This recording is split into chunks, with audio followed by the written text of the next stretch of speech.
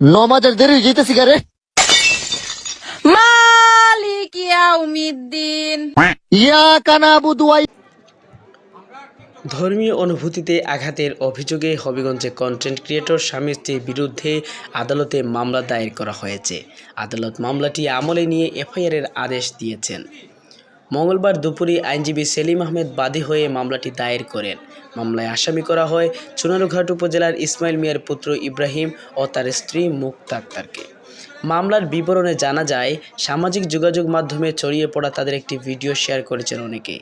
ভিডিওটি পবিত্র কোরআনের সূরা ফাতিহাকে নিয়ে ব্যঙ্গ করা হয়েছে।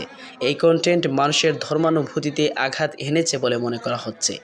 ভিডিওতে দেখা যায় ইব্রাহিম নামাজে যাচ্ছিল। এ সময় মুক্তা বারান্দার সিঁড়িতে বসে থালায় চাউল খুঁড়ছিল। ইব্রাহিমের ধাক্কায় থালা পড়ে গেলে মুক্তা ব্যঙ্গ করার স্বরে বলে ওঠে, মালিক ইয়াউমিদ্দিন। জবাবে ইব্রাহিম বলেছে, ইয়াকা না'বুদু ওয়া ইয়াকা নাস্তাঈন, আমি নামাজ পড়তে যাই। এ নিয়ে স্বামী স্ত্রীর মধ্যে হাসির রোল পড়ে। ভিডিওটি যোগাযোগ মাধ্যমে ছড়িয়ে পড়লে জেলা জুড়ে নিন্দার ঝড় ওঠে। অনেক ধর্মপ্রাণ মুসল্লিরা তাদের গ্রেফতারের দাবি জানান। মুক্তা আক্তার আর ইব্রাহিম চুনারুঘাট উপজেলার গাজীপুর ইউনিয়নের ইকরতলী গ্রামের বাসিন্দা।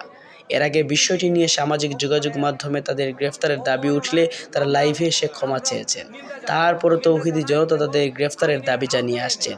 এরই মধ্যে তাদের ধরতে কয়েক দফা অভিযান চালালেও পুলিশ তাদের গ্রেফতার করতে পারেনি। মামলার বাদী আইনজীবী সেলিম আহমেদ বলেন, মুসলমান হিসেবে সকলের ধর্মানুভূতিতে আঘাত আনা হয়েছে। তাদের শাস্তির দাবিতে মামলা করা হয়েছে। আদালত মামলাটি আমলে নিয়ে এফআইআরের আদেশ দিয়েছেন।